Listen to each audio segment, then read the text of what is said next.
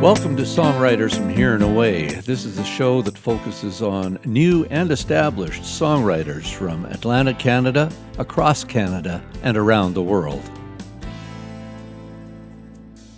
Hello, and thanks for tuning into the show. My name is Robert Campbell. This week I've got an interview that I did with Annie and Rod Capps. This couple lives down in the States, and we had a chat over Zoom. Annie Capps is the main writer, and Rod is the guitar player and support and partner for Annie. They have about 10 albums or something out now, and they have a new release which we'll play some songs from, as well as they'll play live. If you're listening to this on the radio, then be aware that there is a longer version of this show, more than an hour, on the podcast platforms of your choice. So look up Songwriters from Here and Away on your favorite podcaster. Or get to our website, sfhaa.ca. Now, here's Annie and Rod to share some of their story and some songs. Thank you for coming into the Songwriters from Here and Away green room. This is our office here in Dartmouth. Whereabouts are you guys located physically today? We are physically in the basement of our home in Chelsea, Michigan, just outside of Ann Arbor. I mean, for your listeners, I'm holding up my hand. We're approximately here. Just above the fatty part of my, right thumb. in the belly of the thumb. Oh, gotcha. Yeah. How long have you been there? Is that where you grew up, kind of thing? No, we try not to count one of the years. We moved out to Chelsea in 2005, except for 1 year when we had to move back to Ann Arbor, and then we loved Chelsea so much, and we found another place back out here a year later. So, Gotcha. Rod, on the other hand, was born and raised Ann Arbor. Yeah, and Washtenaw County is really, but yes, I grew up in Ann Arbor, and I have always, for the most part, lived in Washtenaw County, except for going to school out in Chicagoland in the late '80s, and A brief stint with me Annie, in the Royal Oak area. Yeah, yep, Annie came out of the, I guess what would you call it, Birmingham, Royal Oak area. Detroit. I like to call it a suburb of Detroit, just because. Gotcha. Yeah. We floated around, outside of the big city for a while. But we met in Ann Arbor, and we lived in Ann Arbor as well as Chelsea, which again is just a little bit outside. So it's very. I never spent time down there. I've only driven through and drove through Chicago and through Detroit, and all these different places down there, and there's some lovely areas down there. Really. Remind me where you are. We're in Dartmouth, Nova Scotia, Halifax. So we are on the other side of, Maine. Yeah. Nice. Is that nice. 15, 16 hours, or do you think you get down to Detroit, or 17, 18 hours? To get to your place, it's going to be about 28. So Whoa. Wow. It's a haul to get over to your house. Yeah. That sounds like I don't a know. challenge. It's a bit of a haul. Yeah. But it's great. You guys have been playing and writing and working together for that long and more, I guess, eh? Oh, yeah. We started,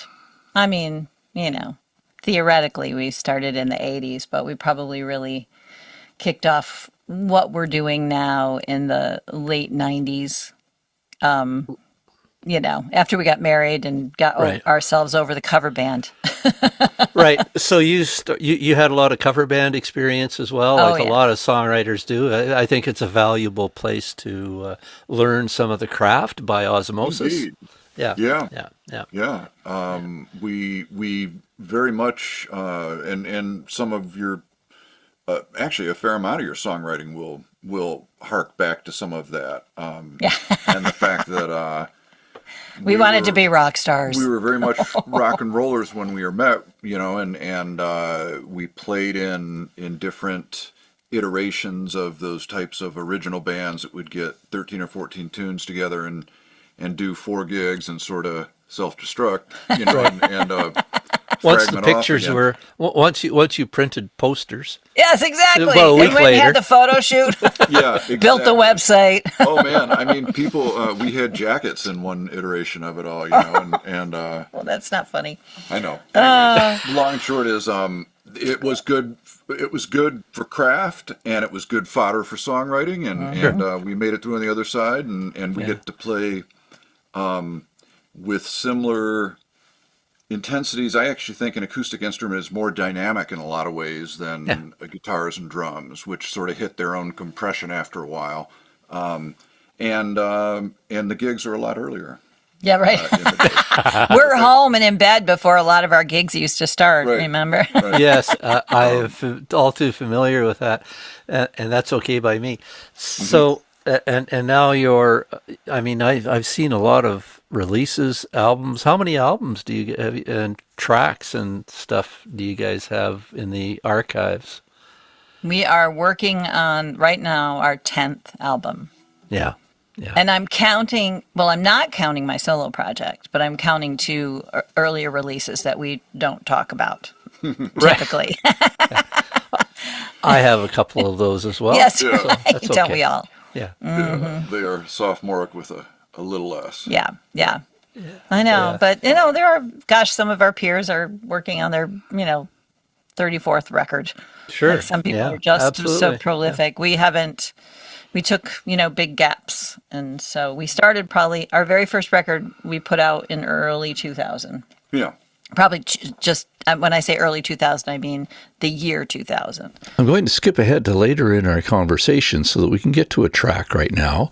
This is Annie talking about Lightning Strikes. Lightning Strike is the very first song I wrote for the Songsmiths. And Rod and I had just gotten back from New Orleans, the Folk Alliance International down in New Orleans. And I mean, it was our first time going to the Folk Alliance in a long, long time. And when I saw that they were going to be in New Orleans, I'm like, oh, we just need to go because we can write this trip off.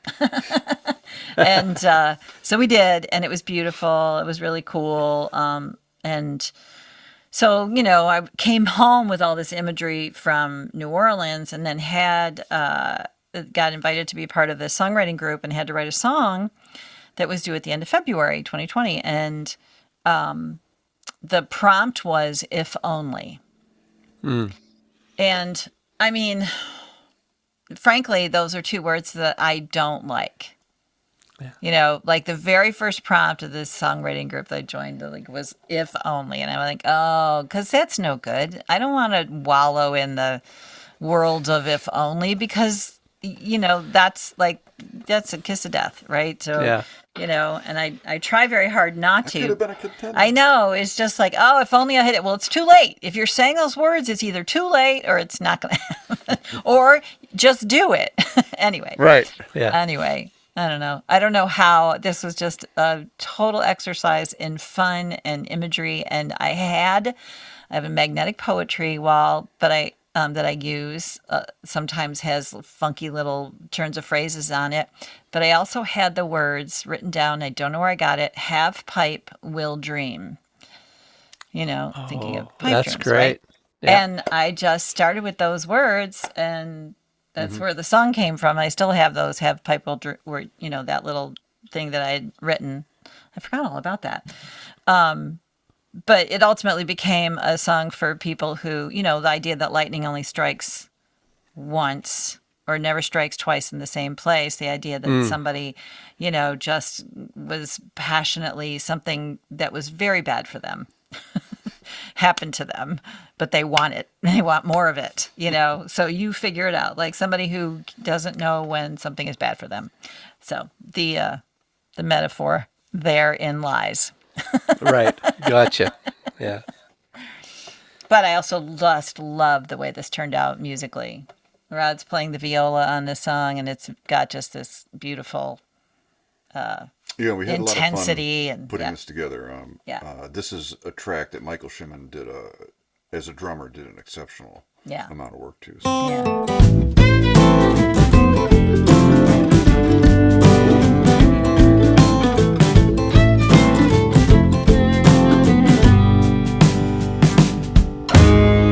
Have pipe, will dream, drop another coin in the slot machine. Snake eyes, ace as high as a kite. If only there could be another lightning strike. Spin of the bottle, luck of the draw, living every day like it's Mardi Gras. Looking for your face on Frenchman Street tonight. If only there could be another lightning strike. But you only hit once, and you hit so hard. You threw me off my game with your electric charm, and you struck me down, down to the core. But I wanted more, I wanted more, I wanted more. Say a prayer, cast a little spell, spent my last dollar on the fortune teller. Was that really you or just another look-alike? If only there could be another lightning strike.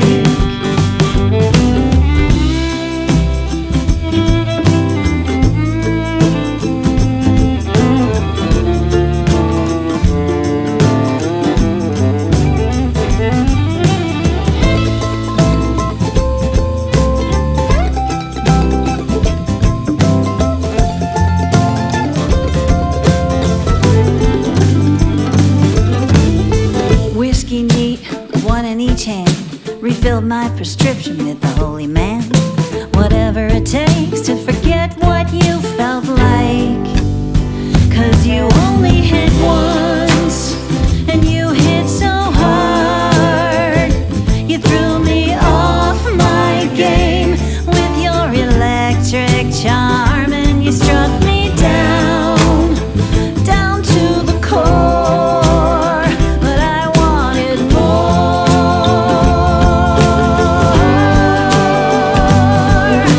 If only there could be another lightning strike. Looking for your face on Frenchman Street tonight. Was that really you or just another look-alike? If only there could be another lightning strike. Yeah, and I think as we played with different people and we encountered different groups of folks and things like that, the collections of songs grew and got to the point where you could pick and choose. And Yeah, I'll tell you something though. Just I become don't. a very comfortable process. That's what I wanted to have. Right. But yeah. we did not have a lot of recording studio experience. And our very first record that we made in we had a 900 square foot little ranch house in Ann Arbor. In the middle bedroom, there were 3 bedrooms, next to each other. In the middle bedroom, that was probably 9 by 9, was what we called the office. And we made a little studio out of it. And a friend of ours sold us a cheap version of Pro Tools. And we made that record with him and me. And then our friend, it was all this sort of early on experience of doing everything remotely. Our friend in California did the mixing. He took the hard drive out. Took the hard drive, and or did we mail it to him? something, I don't know. I don't remember the nuance of it, but it was.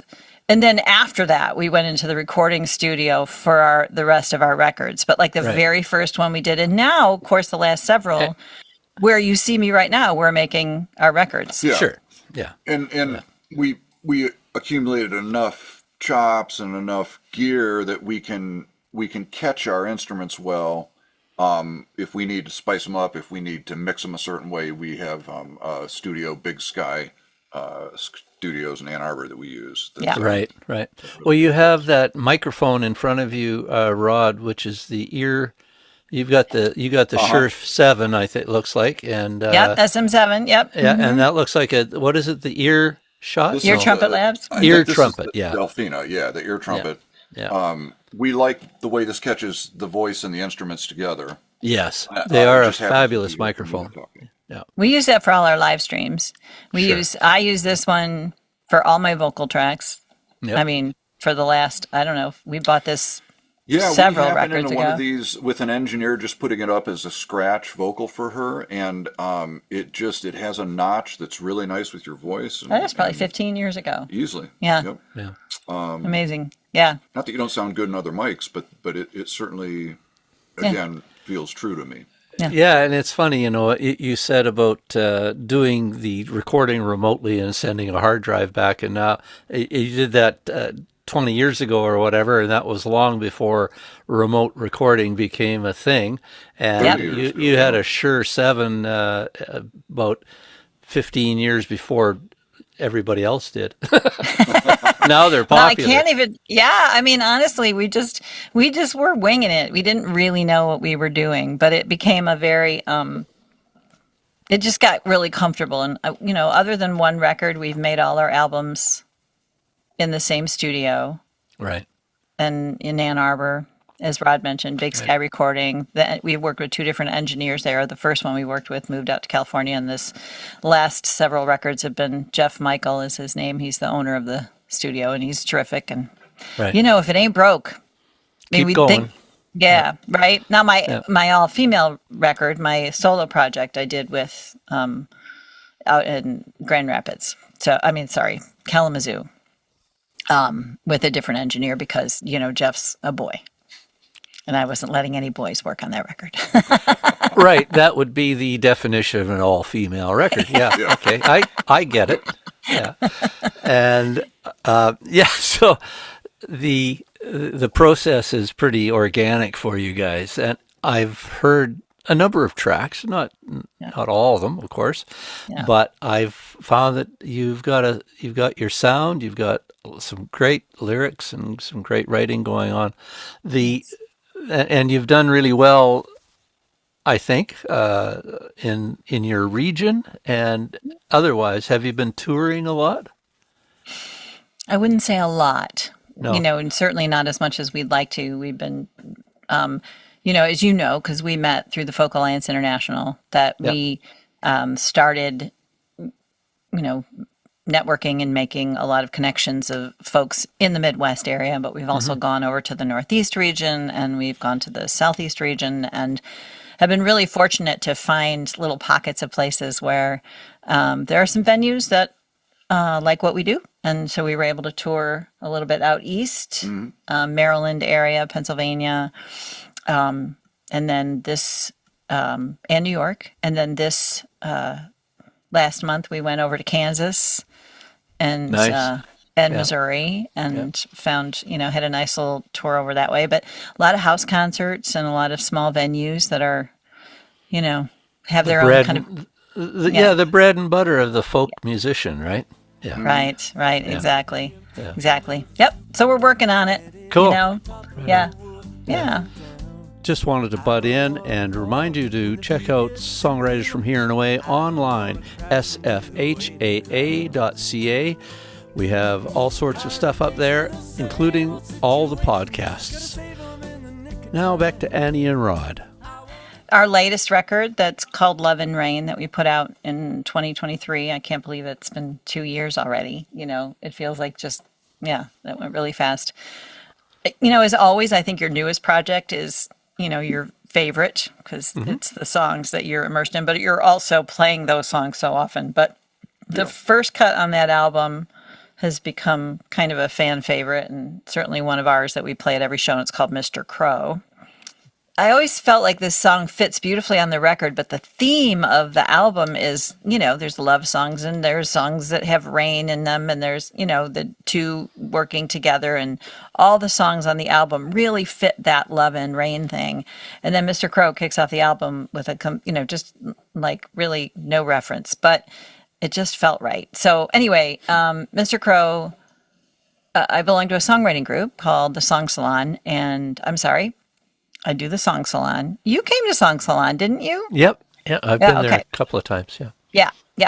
Similar to what you're talking about in your other songwriting group that's happening right now, simultaneous. Right. But I also belong to a group called the Songsmiths that I joined in February of 2020. And so as you can imagine, all over COVID. And what this is we get a song prompt every month and we submit it via video onto this private Facebook group, and there's 12 of us. And so a lot of the album, Love and Rain, were song prompts from the Songsmiths, and Mr. Crow was one, and the prompt on that was coffee. And there was a lot of time over COVID where I was sitting on my back deck and just playing to the birds And Right. we have a very active crow community in our backyard. Do we not? Yeah. Yeah. I joke around that this crow is not liking what I was playing. I was just playing a little lick on my guitar and just trying to figure out what. And, it's amazing how, like, you can open up the floodgates just by talking to a bird. Right. So I literally just started, playing this little lick on my guitar, pedaling these 2 notes, and started singing to the bird. And, the rest is history, as it were. And you'll hear the word coffee in there. But, Okay, yeah. somewhere, and that's initially the trigger, but not Right, the exactly, ultimate right? end point. Yeah, exactly. And I wasn't really thinking of the word coffee, right? Because, like, it was like, well, how am I going to fit coffee into this song? I think what you're pointing out is to me so hilarious about these is that the prompt is sometimes like sidled up to totally sideways. I mean, it's come at from such an odd angle. It's not Yeah. necessarily the forethought of the writing, Right. and so it's really cool to see. Yeah. Nice. Mr. Crow, I know you've got something to say to me. From your unobstructed view up on the wire. When I was a bird, it's true, I saw some things. When I was a bird, the world had wings. But here I am now, just a simple human creature with these simple human eyes. Can't see what's right in front of me.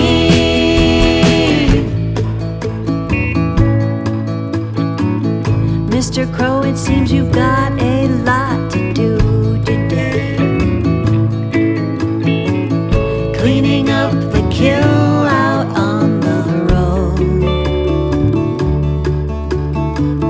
When I was a bird, I didn't care much for the feast.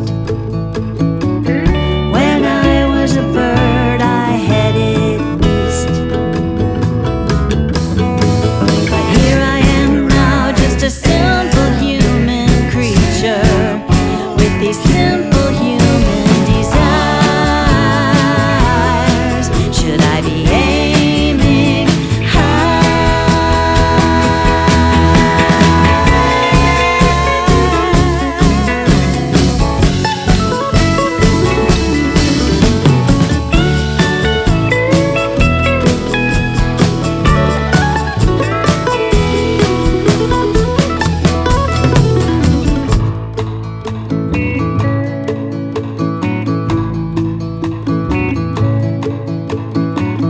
Mr. Crow, you are my very favorite color. Darker than the coffee in my humble little cup. When I was a bird, you could say I envied you. When I was a bird, I was blue. But here I am now, just a simple human creature with this simple human skin made me blind and a little bit unkind to a world beyond mine. I should be aiming high.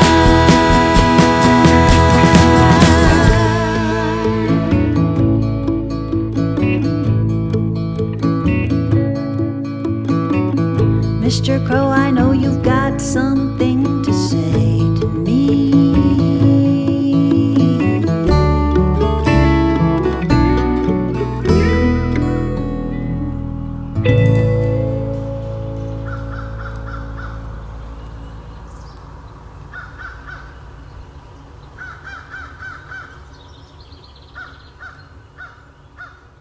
Crows are so intelligent. I've seen some amazing stories.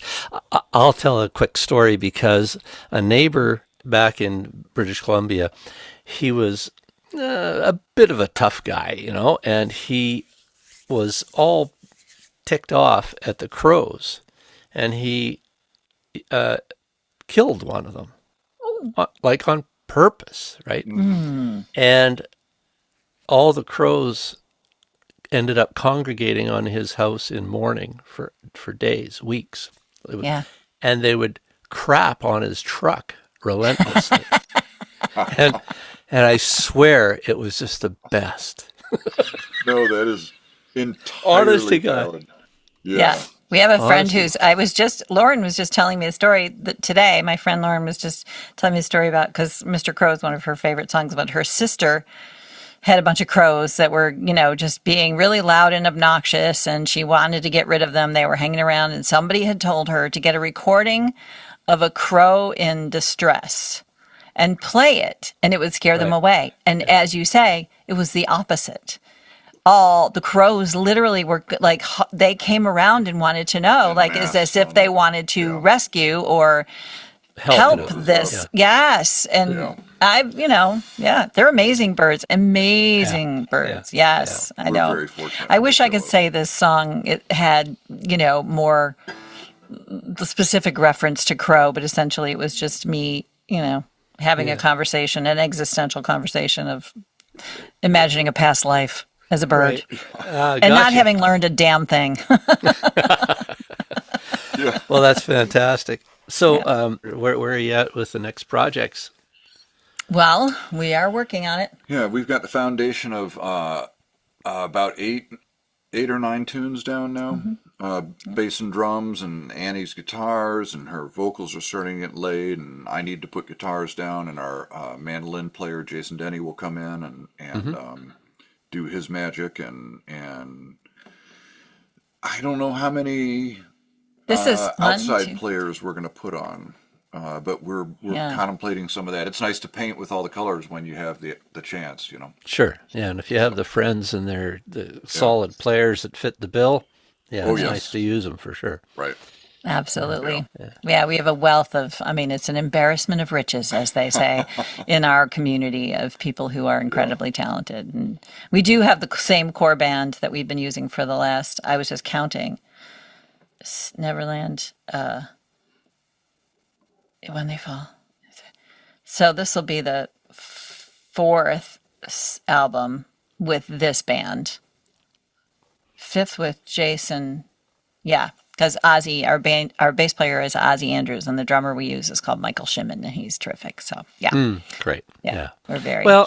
And the thing that happens with bands, as we know as players, after time, you read each other's minds a little bit, and the gel is fabulous. And if Rod wants to go left or right, or Annie wants to go left or right, you know what? Oh, okay, he's going over here. Let's go over here with him, right? You're down the same road.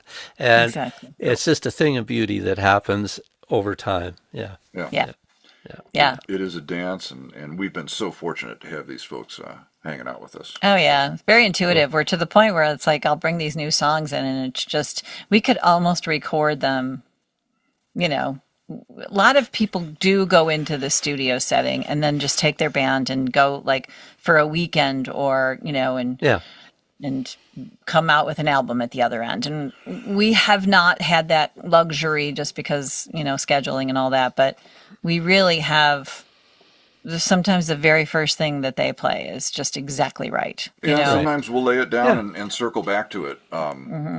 Even after we've tried to find something different or something elevated or this or that, suddenly you're back to sort of what that first take was. So that means that that I think it's what you're describing, that we have good instincts together with it. So. Yeah, cool, for sure. Yeah, so that's on its way. Nice. Well, we'll look forward to that. Do you want to play a song live? You want to play one of those? Sure. Okay. Play one of the new tunes. Yeah, we're gonna play one of the new tongs. I have to tune this up. He's going to make me tune too, I guess, so it's probably one of the things I should do. That's a lovely guitar, a double cutaway acoustic guitar. Who made that? Awesome. This is a guy named Abe Wechter, who was a Gibson luthier. I think he left Gibson in the late 80s. And it is very much a thin neck, narrow neck. It feels electric, which is sort of where I came from. And I picked it up about 25 years ago and have just sort of formed around it. And the double cutaway makes it so you don't miss your Gibson SG quite as much. Exactly. Although I never had an SG, I think this stays in tune a little better than an SG. Yeah, most guitars do. Yeah. But you know, I don't think about how nice this is until I'm up against a 12 or 14 fret, and suddenly it's like, oh yeah. I've got the extra room. I would have to roll up into cello position, to do that kind of stuff. So this one, okay, so I'll give you a little preamble on this one. There's so much going on at this stage in our lives. I'm going to be 64 this year, and we're, as we were talking about our past in the rock and roll world and just, sort of dreaming about becoming rock stars, and when we were in our late 20s and early 30s and not sure what in the heck we were doing. We had day jobs. We had, just so much going on in our worlds, and we had so much going for us, but we didn't know it. And then, fast forward, life takes over. Now we're at this stage where we're helping our parents. My stepmother just downsized out of a very, very large 5,000 square foot house into like a little tiny 500 square foot apartment. And she's not one to easily let go of things, let me just say. I could regale you for hours with that drama, but suffice it to say, there were a handful of things that made it back to our house. In the process, I'm also sitting here going, what can we get rid of? I do not want to do this to anybody. So we were trying to downsize ourselves, but what should show up in the basement of this house that never threw anything away but an old 8-track player? And I'm like, oh God, this is the coolest thing. Okay, I'll bring this home. This will be the one thing I bring back to the house that Rod will be glad I brought. So I just got it on the bench. I haven't cracked it open yet, but I can verify that it is 1973 nicotine sticky. Yeah, right. Nicotine sticky. It is an old piece of gear. So we're not doing torch, are we? Oh no, we decided that in mind. I'm ready. Okay. Yeah, go ahead. 1, 2, 3.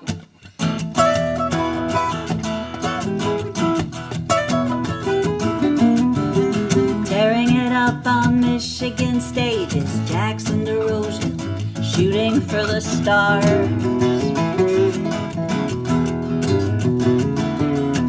Back then our days belonged to the 9-to-5 bosses to pay the bills, but the nights were all ours. Now me in my leather and platform shoes, and I know that I had all the right moves. PA speakers and guitar amps held together with duct tape and clamps are too heavy to lift these days. We find so they're out of sight and out of mind.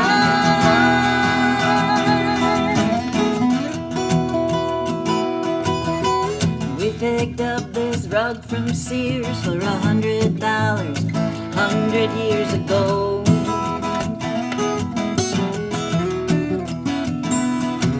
This third-hand couch has seen its share of naps, kisses, fights, and stupid TV shows. Now there's a great big dumpster in the drive with remnants of our changing lives. Broken lamps, an 8-track player, an old bookcase beyond repair. No regrets or old lang syne, just out of sight and out of mind.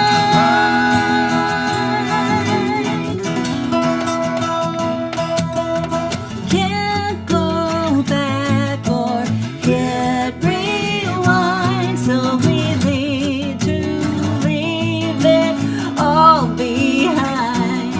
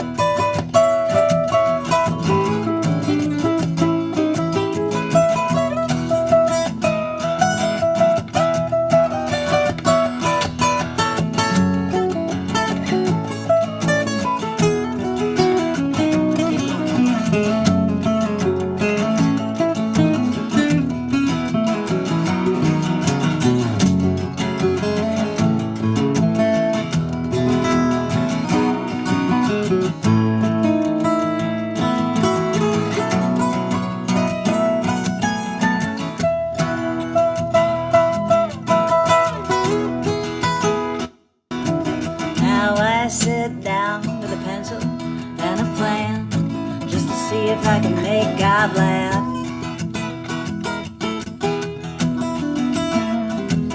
Well, the hours tick away, and all I've got is a couple of chords in my epitaph. Well, the words don't come so easily these days. I'm sick of my own feelings. All I'm trying to do is prove a heart or two, and it's got a groove. I always do my best, so I'm not out of sight or out of mind.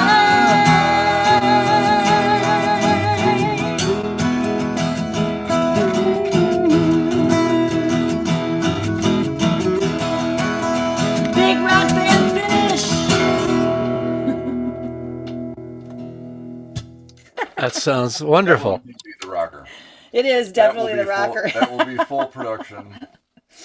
I've already heard the rhythm tracks, and they crush. So, yeah. Cool. I know, boy, we could have actually. No, we couldn't have done We that. could have played along with them. Yeah, we could have played not the. Yeah, spun the rhythm beds. Oh, you want to do something Yeah, else right. while we're here? You want to do the one that I thought we were going to do? Do Oh, we have room for two? You have room for 4 if you want. It's what I do with this is just so you know is I create a 1-hour show. Or whatever. right. And so you just kind of go through and decide what you. Yeah. Well, and the podcast I take even more of it if I want it. I said, I just need little hints. This is brand new, and you know how they always go. Like the ones that you like the most are the ones that are right out of the gate. Yes. So, well, I say that while we're talking about all these songs from our last album that we're still having so much fun playing. But how are you doing a lot of writing these days, Robert? I am doing more now. I'm starting back into it. I took a hiatus for a good, almost a year of not writing too much, doing some Yeah. co-writing. But Yeah. I remember getting- really appreciating your writing. It's been a while since I've heard any of it, but and I just asked because you can appreciate, I would imagine, like, especially after 10 albums, you have, and then there's a whole bunch of songs that we haven't recorded yet. And when you go to make your set list, when we go to play shows, right, we don't, it's hard to pick. yeah, You want to just play for 3 hours. yeah, yeah. Nobody wants to hear that much of us, No. but it's like, I would just we just want to go play our songs as much as we can. And so, I don't know, we've been doing these live streams, which we're doing one tomorrow night Yeah. with the quartet. They come down here and hang out in Right. the basement. And I've enjoyed the live streams. I've seen a few of them. So yeah. Aw. we it's tricky to, to keep a couple sets worth up in the air though and ready. It's a moving window that moves through the body of songs and Right. And we've been doing some fun stuff where we go back to we're gonna do a revisit, a 20-year revisit of an old album, correct? 20 years. Yes. Oh my gosh. And actually, the guys don't know it from the album. We're going to teach it to them as if we were just sitting in the room teaching the tunes to them, and sort of reform them in that sense, and then just do a show. And this Right. is all a shameless ploy to try and get the last couple boxes off the shelves. Because, Oh, yeah. good Lord, they've been hanging around forever. If I Yeah. turn the camera around, you'll see what. Yeah. Yeah. It's The not. inventory. Hello, we should write an inventory song. I'm looking at 50 or 75 CDs right over there, so I understand. And they're not different; they're all one CD. This is a spot where I get to do a shameless plug and say, come on over to Nova Scotia. Check out what we're doing here. We've got live concerts, workshops. We also have online workshops. We have another one coming up in the fall, and we'd love to see you. So check out sfhaa.ca. And please do like, follow, and share not only our pages and places, but all these artists. Check them out. And speaking of which, the website for Annie and Rod Caps is just that, Annie, ANNIE, and Rod Caps, CAPPS.com.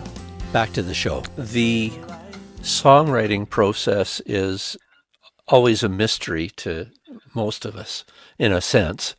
I find it's a lot of hard work at times.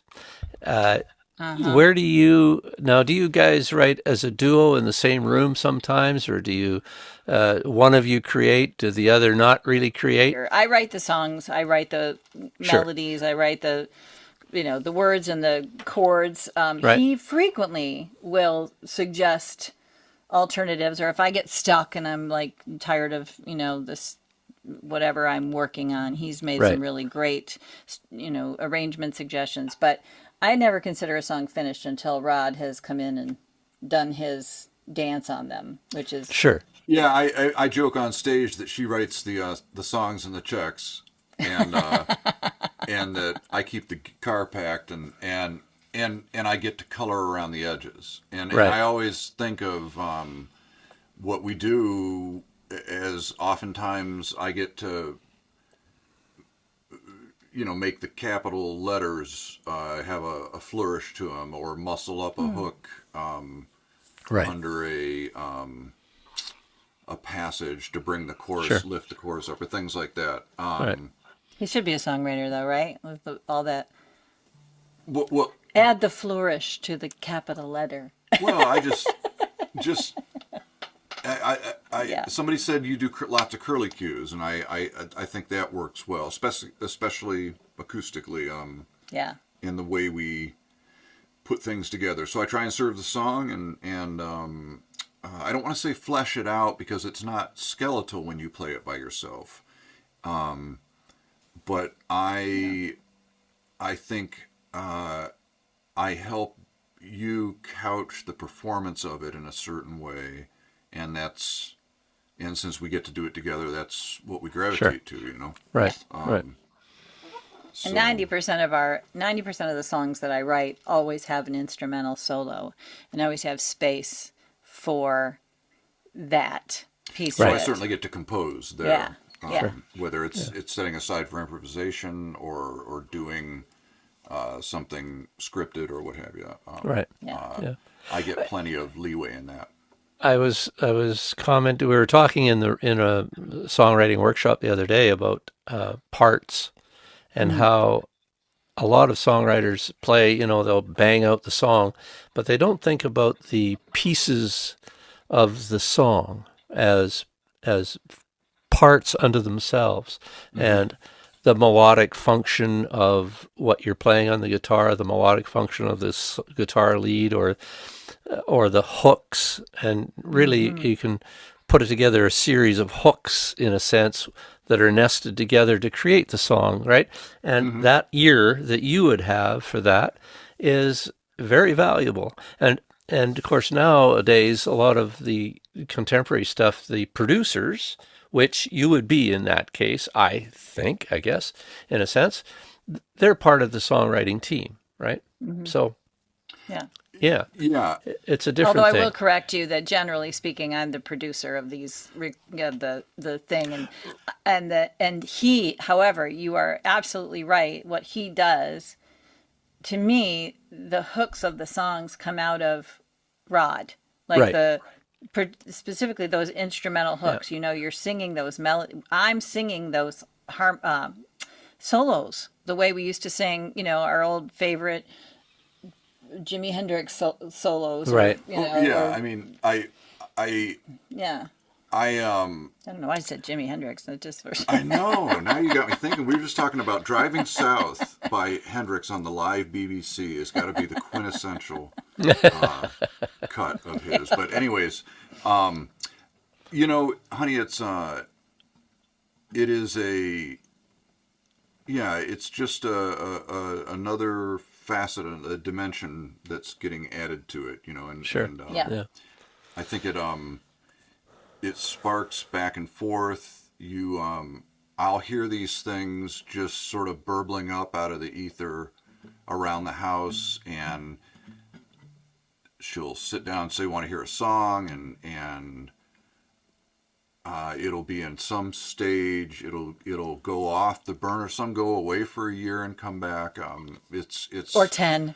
Right. Right. It's sort of You know just that. a constant stream of things, and there's a point where it starts to be something that's looking like we're going to perform it, and the two of us sort of get it to a point, and then the band will come in or not. Oftentimes we're learning how to do it with the band and as a duo at the same time. So Right. sometimes the parts are pretty fluid. You know, I'll play may not settle in for a while. Like that song we just played, I'm still looking for a few things there. Sure. Sure. Yeah. You know. Yeah. And that's where the recordings come in too, because you get he'll sit here in the basement with the recordings, the tracks that we've made, and play along with them. And he and Jason, our mandolin player, frequently play off of each other. And Right. so ultimately what ends up happening is that you play, finally you get something that you really like, and then that's what you learn. I Right. mean, you know, Robert, right? Yep. Like Yep. you've recorded and you might totally change the melody line, or Sure. I mean, I'm notorious for changing lyrics in the middle of making an album, but you know, that's Yeah. That has been the last thing we've done a couple times. Is one last little lyric change. oh Yeah. yeah, there's more. Well, and I've so when you sit down, do you sit down to write? Do you book time, or do you just writing all the time? How does it work for you? It has evolved a lot over the years. I have never been a sit down and write kind of person unless I have a thing that I'm working on. Like so often what'll happen for me is I'll pick up my guitar and just start noodling around. You know, I'm not, this is lately. It used to be when I first started writing songs, I might be listening to the radio and typing away at my secretarial job. And then there's this little thing that you can do, Alt-Tab, that'll change your screen. So I frequently would have a whole song going in the background so that my boss came in, I just Alt-Tab and went back to whatever I was supposed to be working on. And then when he'd leave, I'd turn around and go back to... And I would write entire song lyrics, a couple of which are on this 20-year-old album, while I'm, you know, at work, because this rhythm happens and then suddenly... You know, the radio, when I listen to music, I'm very, very inspired, and it's hard for me to not want to just turn it off and go write a song. And Right. it would sound almost as if like now that's the thing that I'm going to write, but it never ever sounds like what I was just listening to. It's just that kind of, now you've got like something that's processing in your brain, and this songwriting group again has been a thing for me where now I have to be deliberate. Do you have one more tune that you might want to talk about that I could play for the folks? Let's go ahead and do When They Fall. I mean, these are all pretty edgy songs that we're sharing with you for this. Oh, I've heard When They Fall. That's the first thing. If you go to our YouTube channel, it's the first thing that it starts playing automatically, which I feel bad about because I keep meaning to change that and I forgot how. We should do that. They have people for I have that. to go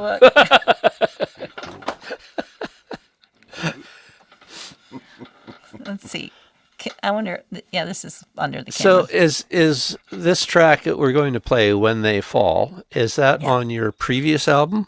Yes, it's the title track of the previous album. Yeah, in fact, it's. Yeah. I think I don't. I mean, again, I don't know how much I want to say about this song other than I just was so these two. When I say these two, I mean Rod and Jason. There's so much about this song musically that I love so much. The harmonics that he gets on the guitar, the intricate instrumental lines that he and our mandolin player orchestrated throughout this song, and the dynamics of it. It's just one of those that has a lot of, to me, it feels really emotional and really captured the emotions of what we feel about this song. And of course, we had the video out there that I filmed. It was inspired essentially by the city of Detroit, because it's my closest big city, but it really could speak to any large city that's going through, you know, its growing pains and the gentrification and the folks that get left behind who were there, in the, you know, all along, but are not reaping the benefits of the growth.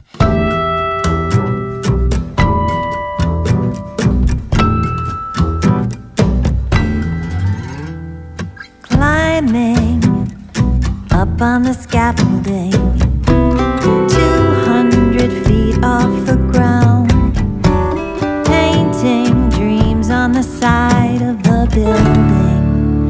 don't ever look down. Sparrows, deserted playground.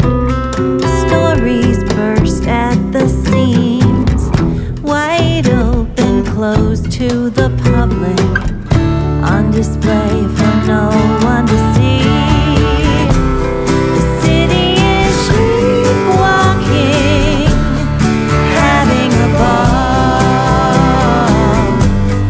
Denizens hide in the shadows while the kids from the burbs do the pub crawl. And there's nobody looking when they fall.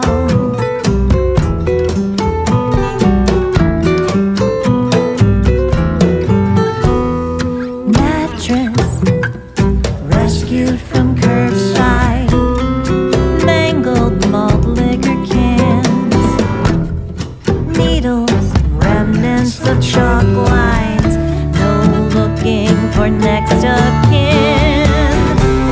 The city is sleepwalking, having a ball. Denizens hide in the shadows while the kids from the burbs do the pub crawl. And there's nobody looking when they fall.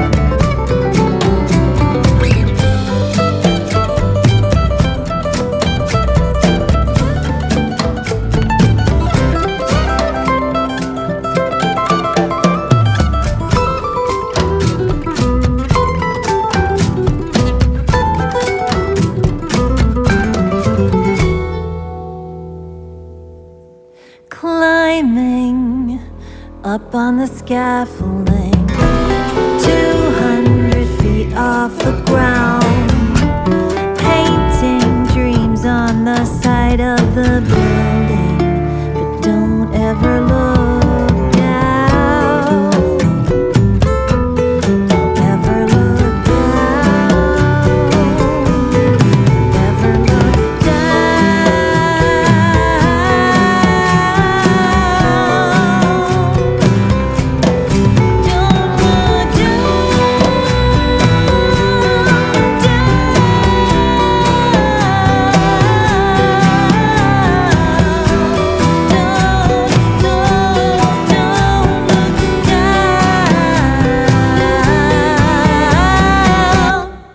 Detroit is not the only city that I'm aware of that is suffering the vagaries and disruptions of the neo-capitalist Yes. agenda. So, Yes, amen. Well put, sir. Was articulating all that. So yeah, that and it became the theme of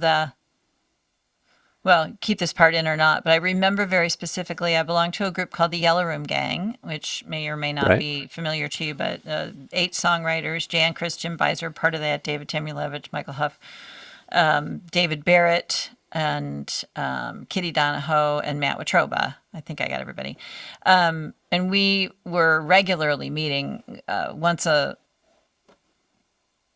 month at least. Yeah, we were meeting once a month. And we just get together and do what we do now with the Song Salon. We'd have some works in progress that we share with each other, but this is was just the 8 of us. And this song was almost done, but I did not have the line "When They Fall." I had the chorus, that whole the city is sleepwalking, yada yada, that part of it, and it ended before that line. And when I brought it to them, and essentially David Barrett said to me, "You're missing your title."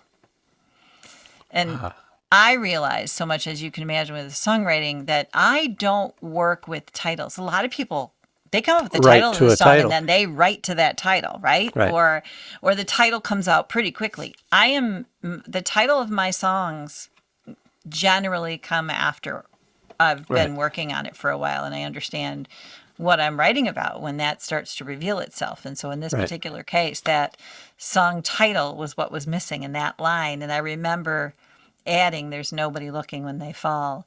I remember adding that line very specifically, and it was fun. You should talk about like the music, like how that, I don't know if you remember when you guys were working on that. It there was a couple different things that came up as we started through it. Ozzy, our bass player, said, "Well, that's a tango," and he basically placed a tango bass line, if you will, that feel that Dun, dun, dun, dun. Yeah, yeah. and that informed a number of things, and similar to that other piece that we were playing, there's a lot of interplay between that B7 and the C. So there's these sharp little half step smears that are going on, and both Jason and I know that, well, I should speak for myself. I was interested in doing some passages with the guitar that were like displaced octaves, so they're just linear, but every other note is kicked up an octave, so you get this laddering effect. And I found that was laying itself out very nicely with some of the things Jason was doing. Yeah. And then, as silly as it sounds, we were noticing some similarities to some of the old metal tunes we used to listen to, particularly the Scorpions, and we're joking around with the fact that just the hilarity of the hair bands of the 80s. Great, now they're going to hear the Scorpions. I know, and Yeah. and so yeah, we were actually, I'm sure we in some way stole a couple of runs here or there, and we get to do a little chase around of again, of curlicues, sort of chasing each Right. other around and down into the sort of the final lyric. So for me, that's much fun. I don't have to concern myself with these words and things like that.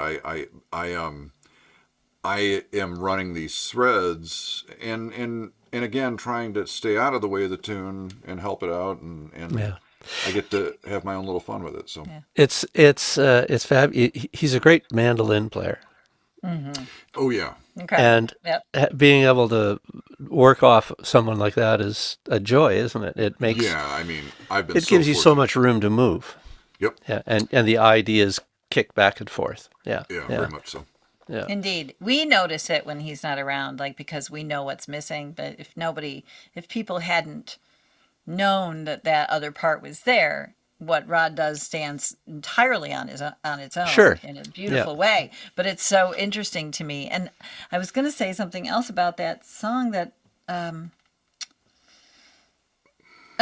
it really speaks to all of these songs. Actually, I guess so. We have this little phrase, this songs about broken things and poignant little ponderings, delivered with a rootsy vibe, a touch of twang, and a soulful groove. And this was something that was given to us years ago by our friend Whit Hill, who wrote a little bit of a review about something. And of course, we paraphrased and played off of it. But the idea that I'm always writing about broken things, it's like, so there's always, whether it's people, whatever, something that's not, my brain, I think we're always kind of like, yeah, I'm attracted to things that are broken, Well- and that feel like they're not given and that need a voice or something. I don't know. Yeah.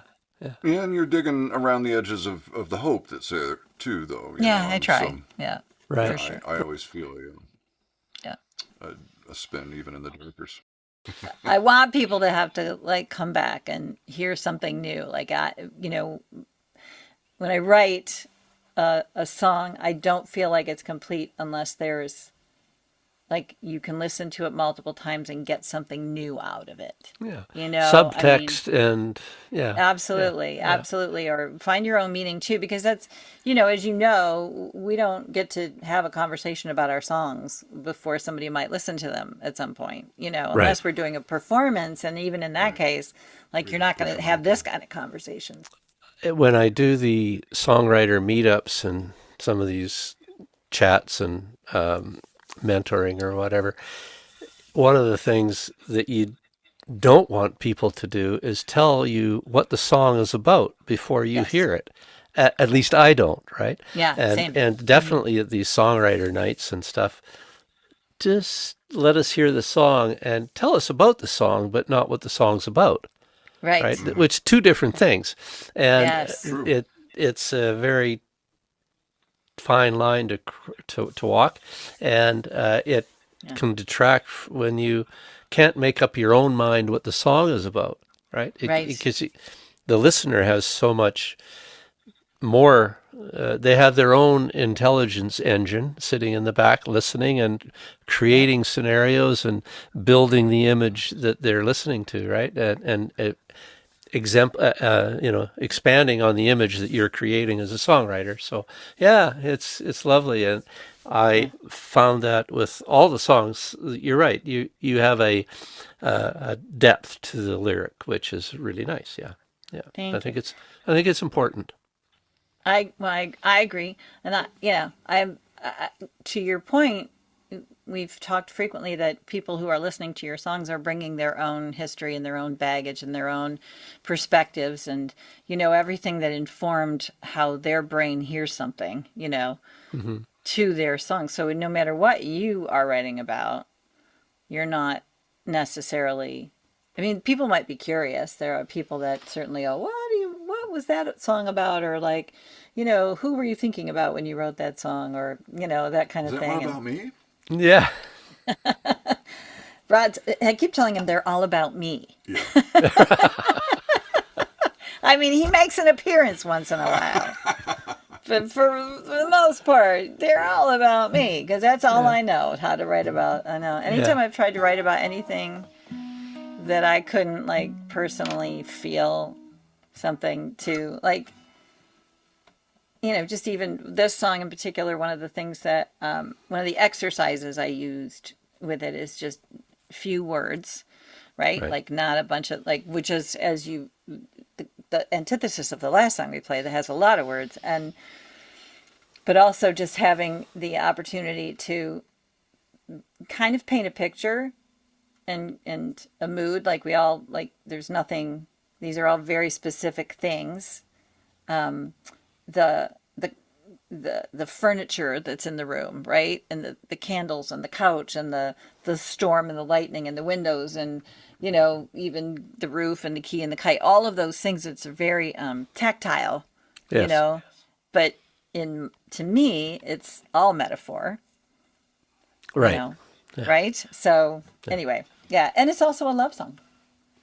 So it is. So it is about you, Rod. See? Possibly, yeah. There you go. I'm at least I'm in the running now. It could be one of the cats. It could be a sibling. It could be a concept. Yeah. I don't know. Yeah. But I'm in the running then. Yeah, Well, well, hopefully there'll be a much more eloquent version of that song on the album. But, you know, thank you for letting us try it out on you today. Yeah, that's fantastic. This is what it's all about. Friends of mine, Jan Christ and Jim Beiser, with whom Rod and I are in a band called Diamonds in the Rust. Yes. And also Jan's husband, Alan Finkbeiner. Big Jan members and of Jim Farm as well. Yeah, exactly. Jan and Jim and I put on a songwriting retreat and have been doing one. We just did our 6th annual. They started kind of out of COVID. We did them virtually, and then now they've become in person. And this next song that we're talking about playing for you is one that came out of that. And so we also do a prompt. We give the prompt the week before so people can think about it and start working on it if they want to. But we as songwriters, as the instructors or the facilitators of this thing, I did not start working on this until like the day before. But it was just, again, another one of those, you know, times when I I think I just started doing.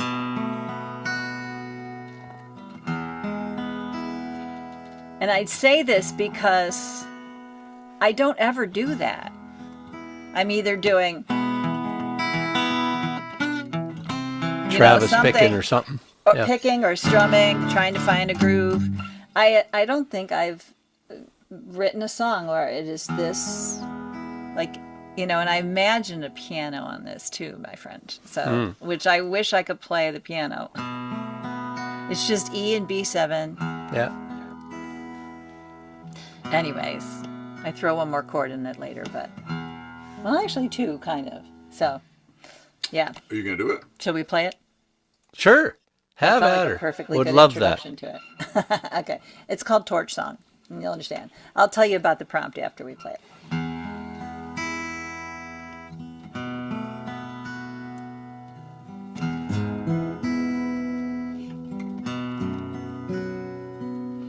Brilliant, flashing, flickering, crashing, the whole house lit up and the power went out. You grabbed the candles and I found the matches and we hunkered down, curled up on the couch, a little uneasy as the window panes rattled with each thunderous clap. I couldn't help thinking sometimes it takes days for the light comes back. And I want you to know I'll always carry a torch for you.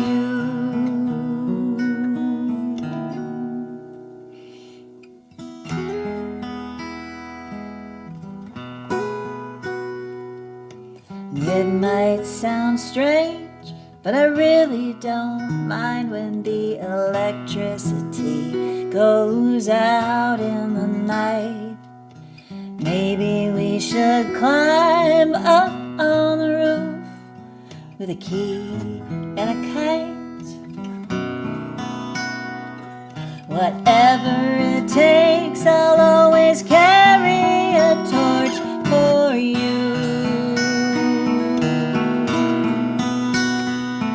'Cause all of the times I let you way down, you pulled me up like a forklift from the ruins, dust off the debris, and tell me you love me and absolve my sins.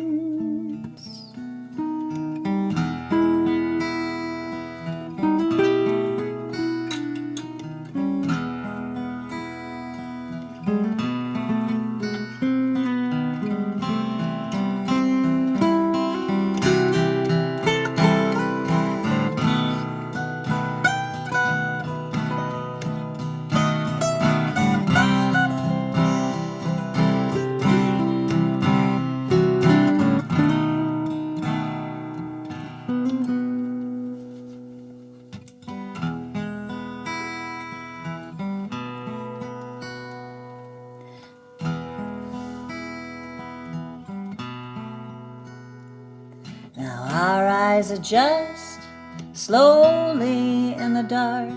There's a shadow on your face cast by the flame. The storm isn't over, but we've got far too much skin in this game. So no matter what, I'll always carry a torch for you.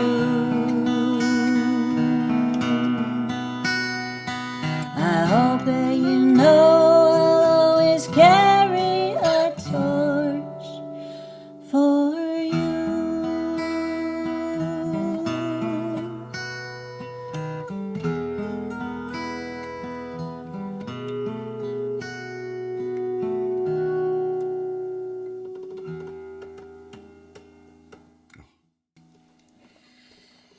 So you came to Montreal for Folk Alliance and you won an award. Mm-hmm. Tell us about that award. And I know it doesn't have anything to do with Rod, so we'll just listen to you.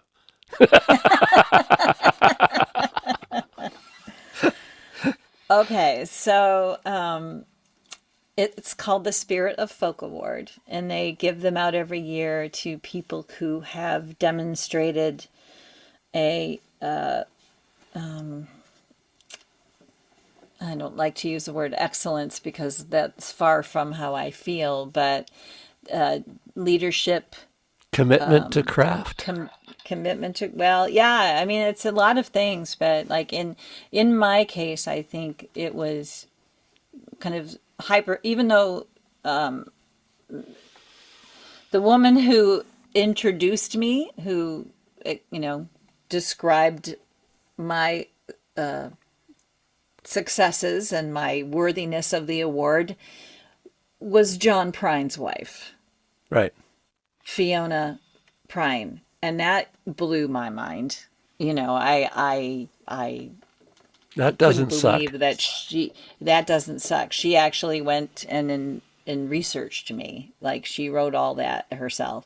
But did a good deep she dive. did bring up the community aspect of making an album with 40 women, Right. and like kind of going after that, which was a something that was pretty awesome. It was done over COVID, and just the whole experience was really awesome. And but I think primarily my work with the Folk Alliance Region Midwest, in terms of the leadership, and we really, I certainly didn't do it alone, but I saw a need to lift that organization into a more productive and effective regional organization that is good for the people who attend it, the presenters and the artists, and a place where music industry professionals can actually really grow their careers. And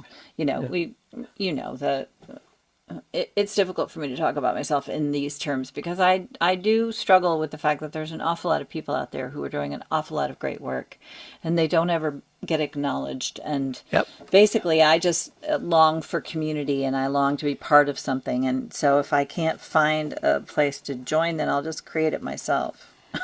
Right. You know, Yeah. That's a good way to put it. so you It's- build it, they will come. It's super important, and that's why I do the stuff that I do, for the same reason. Yeah.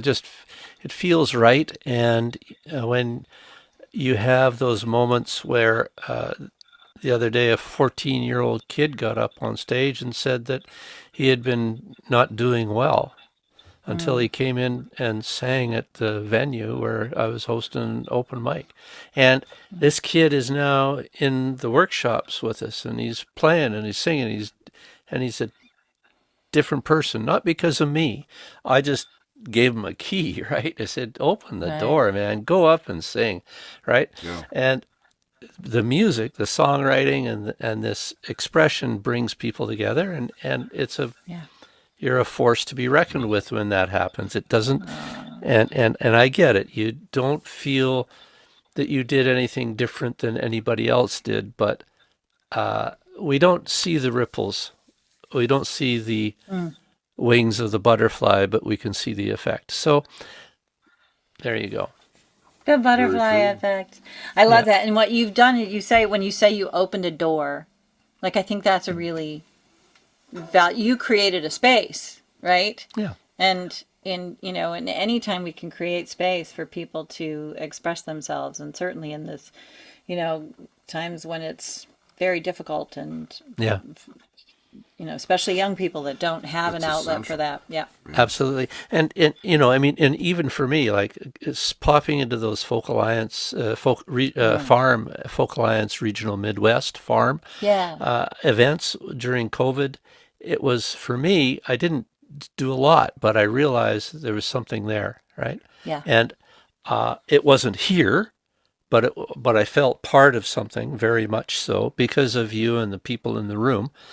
and it gave me something to be a part of when I wasn't a part of anything, Yeah. like you and so many others.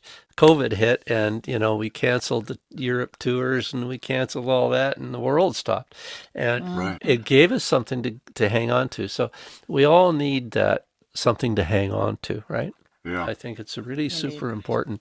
And well, God bless you, girl. That's great. Ah, thank you.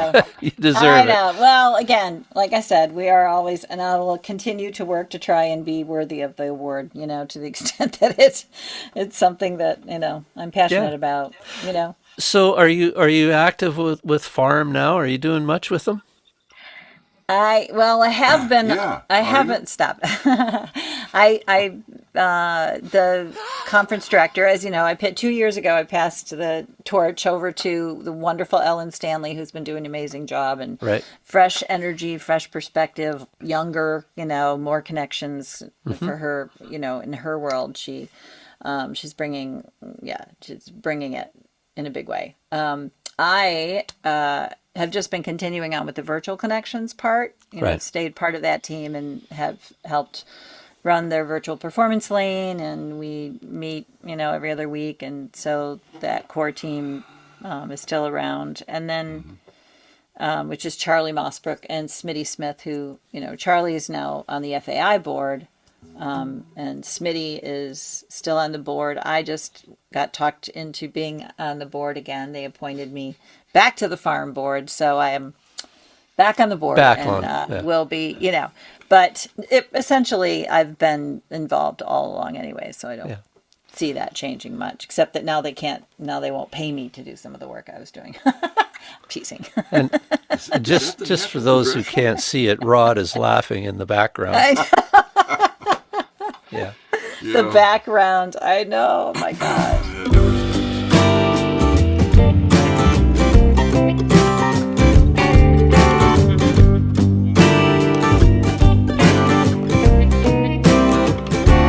Welcome to the way it goes. Sometimes got better things to do than moaning and crying. Ask me how I'm doing and I might say fine when I'm not, but that's the way it goes sometimes. Well, my scrambled eggs on rye came out over easy with a big old side of bacon that was undercooked and greasy. Our server had her hands full with a guy behaving sleazy. What's a poor girl supposed to do? Well, something that you said rang truer than true. You said, welcome to the way it goes. Sometimes got better things to do than moaning and crying. She really wants to kick it where the sun don't shine, but she can't, and that's the way it goes sometimes. On the way to see our favorite band in Nashville, left the house an hour early, traffic's bumper to grill. Big bang boom, all the cars stand still. Oh, what's a poor girl supposed to do? It's something that you said rang truer than true.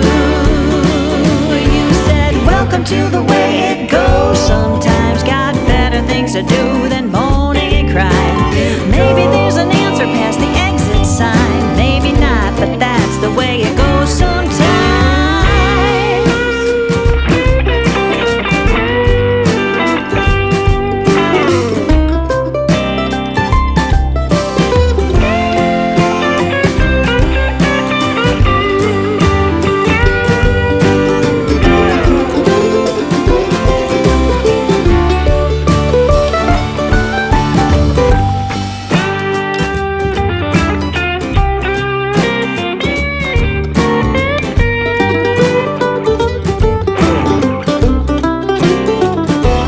Well, some parades get a clear blue sky and some parades get the rain. We don't always get the answer to why, so what good's it gonna do to complain? Welcome to the way it goes. Sometimes got better things to do than moaning and crying. Maybe this'll be your turn to shine, maybe not, but that's the way it goes. Welcome to the way it goes. Sometimes got better things to do than moaning and crying.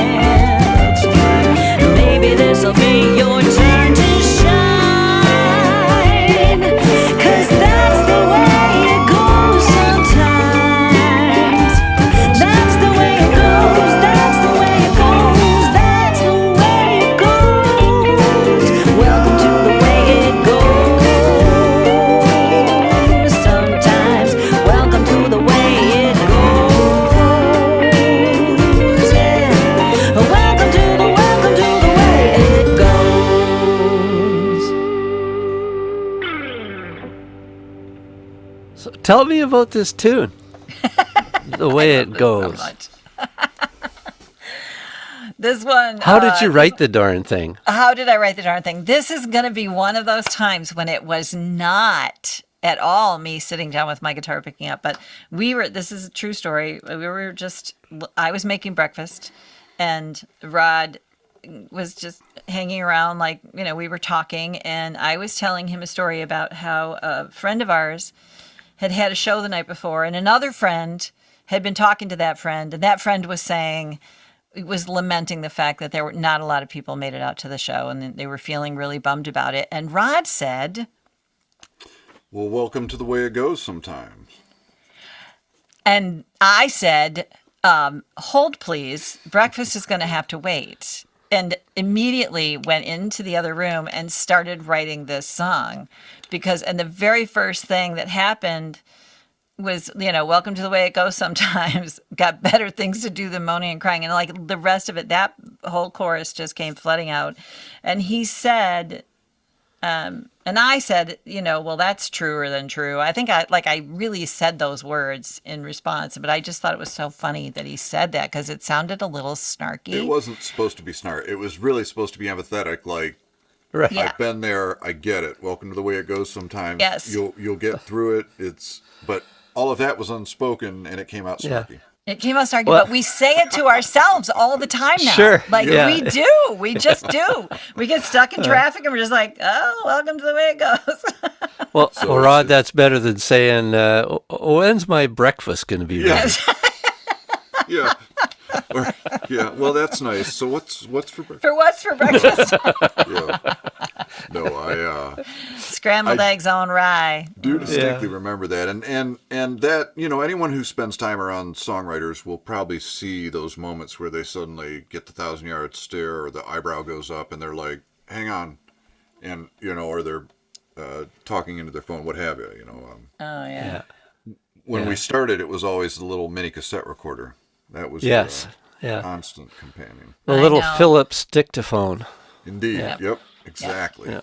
Do you have those moments, though? 'Cause, like, to me, that's something that doesn't happen. I mean, I hear lines and I'll write them down in a little notebook or something.